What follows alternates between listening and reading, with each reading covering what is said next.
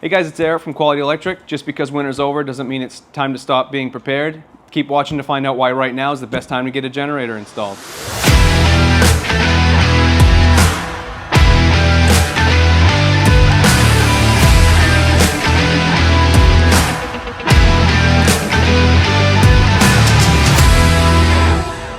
So I know winter's over, the sun's out, and everybody just wants to get outside and start doing that yard work. But you can't forget about those spring and summer storms. We still lose power all year round in New Hampshire, so just because the winter's behind us doesn't mean you need to stop thinking about it. A lot of times what we see is all the branches and bad connections were made worse over the winter, and then we get those first couple storms, and that's when we get widespread outages. So you really want to be prepared before that happens. I know some of you watching probably already have generators, and maybe you are prepared, so the things that you need to think about are, when was the last time you got your maintenance done? If your unit saw a lot of use this winter, then maybe you want to get an early springtime maintenance done.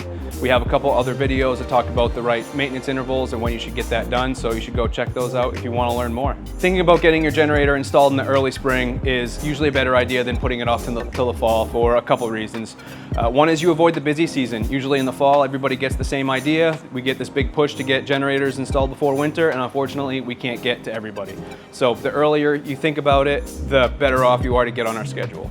The other reason why it's good to do it this time of year is so that you have a chance to get used to your system, see how it works, know what to watch for, and to test it a few times before we get those big winter or fall storms that knock out power for long periods of time.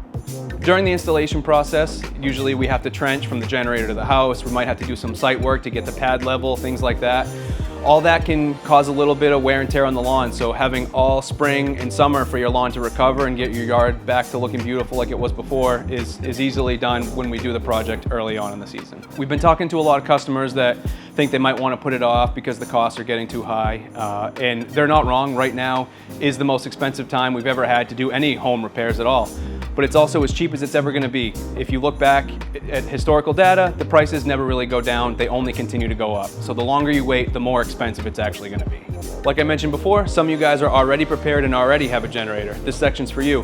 I'm going to give you a few tips, things you can do to make sure that your generator is ready for this season and beyond. Tip number one, check the maintenance schedule, see when the last time it was maintained.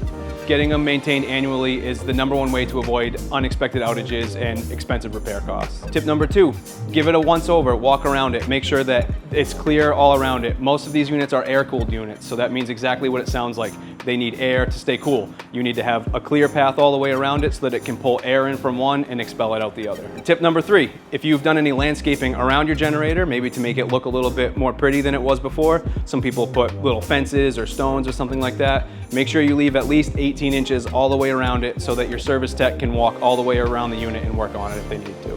Tip number four, I mentioned in some of my other videos that the fuel supply is generally the weak part of the system. So at least once a year, you or your maintenance tech will want to go take a look at the fuel regulator, the fuel bottle, the fuel connections, just make sure everything looks good, there's no excessive corrosion or anything like that.